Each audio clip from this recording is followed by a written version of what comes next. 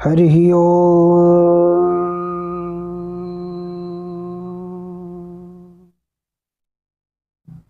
यं प्रव्रजन्तमनुपेतमपेतकृत्यम् द्वैपायनो विरहकातरया जुहाव पुत्रेति तन्मयतया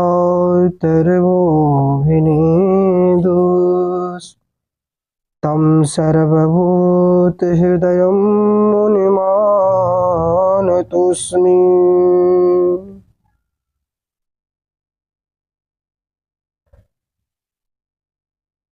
कल हुआ था ईश्वर का स्वरूप। एक और ईश्वर को सर्वथा अज्ञेय, अदृष्ट आदि कहा जाता है, दूसरी ओर दृष्टि एवं ज्ञेय कहा जाता है। ये समस्या कैसी हल हो, आइए इस पर विचार करें। वेद ने बताया, नयात्मयात्मा प्रवचनेन लभ्यो न मेधया न बहुना श्रुतेन यमेवैश्रवृणुते तेन लाभ्यस् तस्यैवात्मा विवृषुते तनुं स्वाम्। कठोपनिषद का सूत्र है। तम क्रतुः पश्यति वीतशोको धातु प्रसादान महिमानयात्मनः। ये भी कठोपनिषद का ही मंत्र है, सूत्र है। जैसे इंद्रिय मन बुद्धि भी के द्वारा ग्रहण नहीं किया जा सकता, किंतु वो जिस पर कृपा कर देता है उसी की यह इंद्रियां अग्रसर हो जाती हैं एवं कृपा द्वारा अपनी दिव्य शक्ति ईश्वर उसे प्रदान कर देता है। वो बड़भागी जीव उस अज्ञेय ईश्वर को पूर्णतया जान लेता है एवं उस आदृश्य ईश्वर का पूर्णतः दर्शन भी कर लेता है। इसी आशय से गीता कहती है, तत्प्रसादात् परम शांति स्थानम प्राप्य शाश्वतम। 18वें अध्याय का 62वां श्लोक है। अर्जुन, तुम ईश्वर की कृपा से परम शांति एवं उसके शाश्वतानंदमय दिव्य धाम को प्राप्त कर सकते हो, लेकिन पूर्ण ज्ञान हो जाए, अज्ञान का अत्यंताभाव हो गया है। तब भी उसने यही कहा था, क्या कहा? नष्टो मोह स्मृतिर्लब्धा तत्प्रसादान मयाच्युत। आपकी कृपा से ज्ञान हुआ एवं अज्ञान सदा के लिए समाप्त हो गया। यह ध्यान रहे कि ज्ञान पर अज्ञान का अधिकार कभी नहीं हो सकता, जैसे प्रकाश पर अंधकार का अधिकार असंभव है। आइए व्यास महाराज क्या कहते हैं। अथापि ते देव पदाम्बुजाद्वया प्रसादलेशानुगृहीत रेवहि जानाति तत्त्वं भगवन् महिम्नो न चान्ये कोऽपि चिरं विचिन्वन्। भागवत के 10वें स्कंद के 14वें अध्याय का 29वां श्लोक है। ईश्वर को युगों तक परिश्रम करके भी कोई नहीं जान सकता, किंतु उस ईश्वर की जिस पर कृपा हो जाती है वह उसे पूर्णतया जान लेता है, वो कृतार्थ हो जाता है। रामायण भी कहती है, स्वई जानई जहि देहु जनाई जानत तुमहि होई जाई तुम्हारी ही कृपा तुमहि रघुनंदन जानत भगत भगत उर चंदन राम कृपा बिनु सुनो खगराई, जानी न जाई राम प्रभुताई। माया निवृत्ति के संबंध में भी बाबा तुलसी कहते हैं, उनका मत क्या है? सोदासी रघुवीर की, समुझे मिथ्या सोपी। छूटे न राम कृपा बिनु, नाथ कहूं पद रोपी। और जब भ्रम निवृत्ति के विषय में भी बाबा कहते हैं, रजत सीप महाभास जिम, तथा भानु करवारी। यद्यपि मृखाति हूँ काल मह, भ्रम न सके को उतारी। जासु कृपा अस भ्रम मिट जाई, गिरि जासु कृपालु रघुराई। मानस रोग निवृत्ति के लिए भी बताया, राम कृपा नाशहि सब रोगा। और अंत में सत्संग के लिए कहते हैं, बिनु सत्संग विवेक न होई, राम कृपा बिनु सुलभ न सोई। ये सब कृपा बिना भगवत इच्छा के, भगवान की इच्छा के, भगवान की कृपा के बिना कुछ संभव नहीं है। अब मोहि भाव भरोस हनुमंता, बिनु हरि कृपा मिलहि नहीं संता। संत विशुद्ध मिलहि पुनिते ही, राम कृपा करि चित वही जेहि। वेद से लेकर रामायण पर्यंत सर्वसम्मति से यह निश्चित हुआ है कि ईश्वर कृपा के बिना हमारी अत्यांतिक दुख निवृत्ति भी नहीं हो सकती एवं परमानंद प्राप्ति भी नहीं हो सकती। अब विचार यह करना है कि जब ईश्वर कृपा से ही सब कुछ होना है तो हम लोगों की छुट्टी है। सीधी बात है, जब वो कृपा करेगा तब सब काम स्वयं ठीक ठाक हो जाएगा। साधना आदि का परिश्रम व्यर्थ ही है। इसी आशय से विश्व के अधिकांश प्रिय महानुभाव ये भी कहा करते हैं कि उस ईश्वर की इच्छा के बिना कुछ नहीं हो सकता, उसकी इच्छा बिना पत्ता नहीं हिल सकता, उसे जैसा करना होता है करता है उसी प्रकार। यदि कोई अनाचार, दुराचार, पापाचार आदि भी हो तो वही जिम्मेदार है, हम नहीं। हम तो निर्दोष है। हम ये कहते हैं कि हमने कुछ किया ही नहीं, सब ईश्वर की इच्छा से हुआ। गीता भी कह रही है, ईश्वर सर्वभूतानां हृदय से अर्जुन तिष्ठति, भ्रामयन् सर्वभूतानि यंत्रारूढ़ानि मायया। उमादारु जो सित की नाई, सबहि नचावत राम गोसाई। एक कीट के समान है हम, वो जैसा करता है वैसे ही हम करते जाते हैं। वह सिद्धांत महान सर्वनाश करने वाला भी है और महान उत्थान करने वाला भी है। अभिप्राय ये है कि इसको गंभीरता पूर्वक विचार कर लेना चाहिए। आइए, पहला, सर्वप्रथम यह विचार कीजिए कि ईश्वर सर्वज्ञ है या अल्पज्ञ है। वेद ने कहा, मुंडकोपनिषद में मंत्र आया, या सर्वज्ञ सर्वविद्यस्य ज्ञानमयं तपः। ईश्वर सर्वज्ञ है। अब यह सोचिए कि ईश्वर सर्वज्ञ है और वही हमारा संचालक है, अर्थात वही हमारे प्रत्येक कार्य का करता है। तो हमारे द्वारा अल्पज्ञता के कार्य क्यों होते हैं? नंबर 2, यह भी सोचिए, यदि ईश्वर करता है तो हम अपने आप को करता क्यों महसूस करते हैं? फिर तो हमें अशांत ही नहीं होना चाहिए है? और यदि ईश्वर करता है तो वही भोक्ता होना चाहिए, किंतु हमें तो भोक्ता न बनाना चाहिए। यह तो साधारण मनुष्य भी नहीं कहेगा।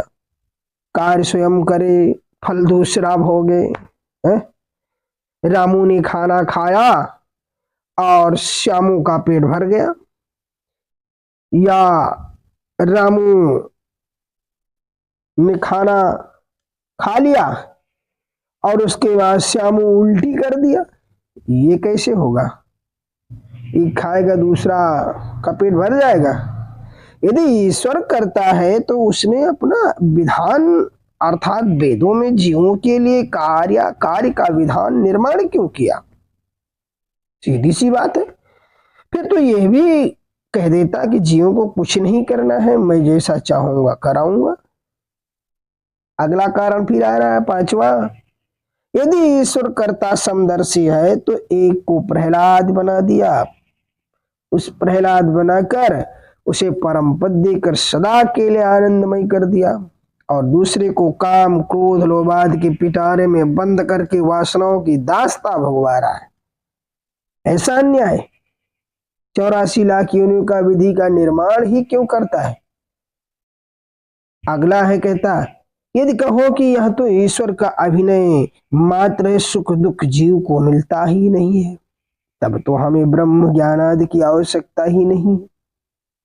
ये दोषारोपण के परिणाम स्वरूप यह निश्चय हुआ, यदि हम ईश्वर को कर्ता मानते हैं तो ईश्वर कोई आदताई तत्व सिद्ध होगा नहीं, साथ ही हमारी उच्छृंखलता दिन प्रतिदिन बढ़ती जाएगी, हम आलसी बनते जाएंगे, हमारी प्रत्येक क्रियाएं पैशाचिक होने लग जाएंगी। ऐसे ही हम पर्याप्त उच्छृंखल हैं। फिर ईश्वर को कर्ता मानना तो महान पतन कारक है। कुछ लोग कहते हैं ईश्वर तो निर्दोष है, वो करता नहीं है, किंतु हमारे भाग्य का ही दोष है। जैसा भाग्य में लिखा होगा ईश्वर वैसा ही कराता है, त्यो इसीलिए हम निर्दोष है। सूक्ति में एक मंत्र आता है कि हरिणापि हरेणापि ब्रह्मणापि सुरेरपि ललाट लिखिता रेखा परिमास्तुर न शक्यते। भाग्यवादी सर्वप्रथम विचार करें कि भाग्य क्या तत्व है। वह कहेंगे पूर्व जन्म कृतम कर्म तदेव मिति कथ्यते, अर्थात पूर्व जन्मों के किए गए पुरुषार्थ पश्चात जन्म भाग्य कहलाते हैं, कि भूतकाल के कर्म भविष्य काल में भाग्य की संज्ञा पा जाते हैं। इसका अभिप्राय ये हुआ कि हमने भूतकाल में पुरुषार्थ किया है, भूतकाल में हम पुरुषार्थ करने में स्वतंत्र थे, केवल वर्तमान में ही ईश्वर का नियम बदल गया कि हम पुरुषार्थ नहीं कर सकते। क्या हंसी की बात है, हमारा पिछला जन्म भी तो उस समय वर्तमान ही था। तब भी हमें यही कहना चाहिए कि वर्तमान में कर्म नहीं कर सकते, और यदि सदा यही कहना चाहिए था तो किस भूतकाल में कर्म किया जिसका फल अनंत भविष्य काल तक भोगना पड़ रहा है। यदि भूत में कर्म किया है तो आज भी कर सकते हैं, यदि आज नहीं कर सकते तो भूत में भी नहीं किया होगा। ये तो साधारण बुद्धि वाला भी समझ सकता है।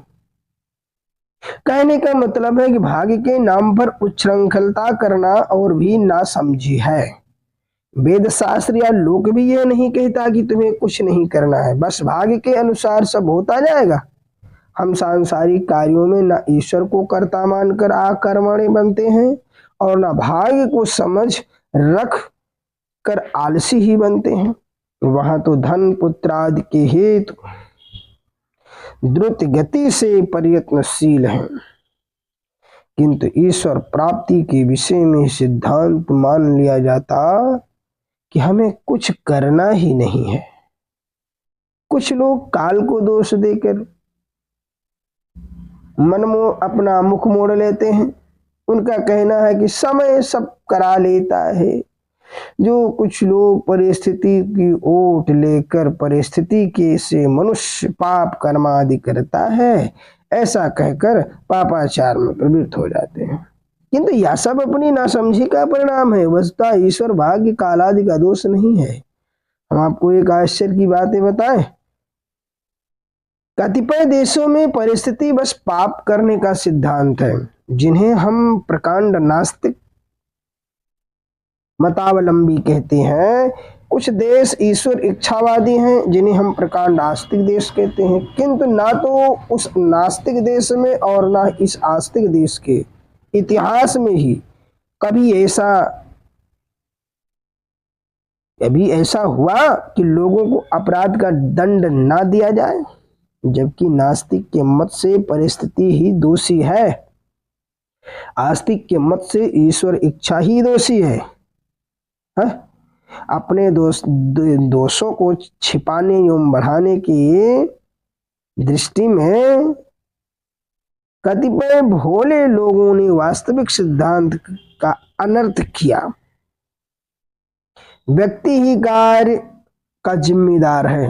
तुलसी बाबा भी कहते हैं, नरतन भव बारिद कहाँ बेरो, सन्मुख मरुतु अनुग्रह मेरो, करुणधार सदगुरु दृढ़ नावा, दुर्लभ साज सुलभ करी पावा। जो न तरई भव सागर, नर समाज यस पाय, सो कृत निंदक मंदमति, आत्मोहन गति जाय। सो परत्र दुख पावई, सिर धुनि धुनि पछताय, कालहि कर्महि ईश्वरहि मिथ्या दोष लगाए। अर्थात वो आत्मा का हनन करने वाला है, जो काल कर्म ईश्वर को दोषी ठहराकर मनमाना पाप करता है। हम लोगों को ऐसा दोष मिथ्या नहीं लगाना चाहिए। हम अपने कर्म को अच्छे ढंग से नहीं करते हैं, उसे इस लोक में भी सुख शांति नहीं मिल सकती एवं परलोक आदि के सुखों की तो कल्पना भी नहीं की जा सकती। इससे सिद्ध होता है कि ईश्वर कृपा की ओट में आकर्मण बने रहना यह सर्वाधिक सर्वनाश का मार्ग होता है। हम कुछ भी ना करें, बस ईश्वर की मर्जी है, जो चाहेगा वही करवाएगा। ये कहना, ये सोचना, ये बातें करना, ये लापरवाही है। ऐसा करना ही मूर्खता है।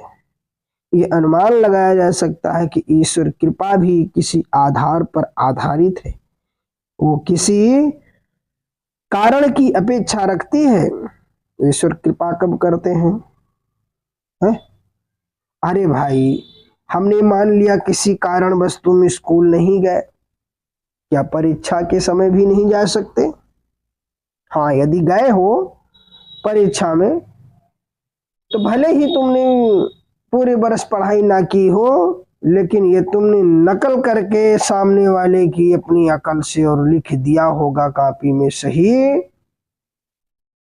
तो फल तो उसका वही मिलेगा जो आपने लिखा होगा। यदि सामने वाला पास होगा तो आप भी पास हो जाएंगे, क्योंकि आपने विचार करके लिखा होगा ना, ये अच्छा लड़का है, अच्छा पढ़ाई करता है, मैं नहीं आ पाया तो चलो ठीक है हम भी लिखते हैं, तो लिख दिया होगा, तो ईश्वर की कृपा हो जाएगी आपके ऊपर। आपने अच्छा काम किया। अच्छा काम करने का मतलब हुआ प्यार कि आपने प्रश्न का उत्तर ठीक ठीक लिखा होगा, तो ईश्वर कृपा हो जाएगी। बस कारण जो भी हो, जिसने उस कारण की पूर्ति कर दी, उस पर ईश्वर की कृपा हो गई और वह कृतार्थ हो गया, वो कृतकृत हो गया, वो धन्य हो गया, वही संत महात्मा जैसे हो गया। बोल लाडली लाल की जय।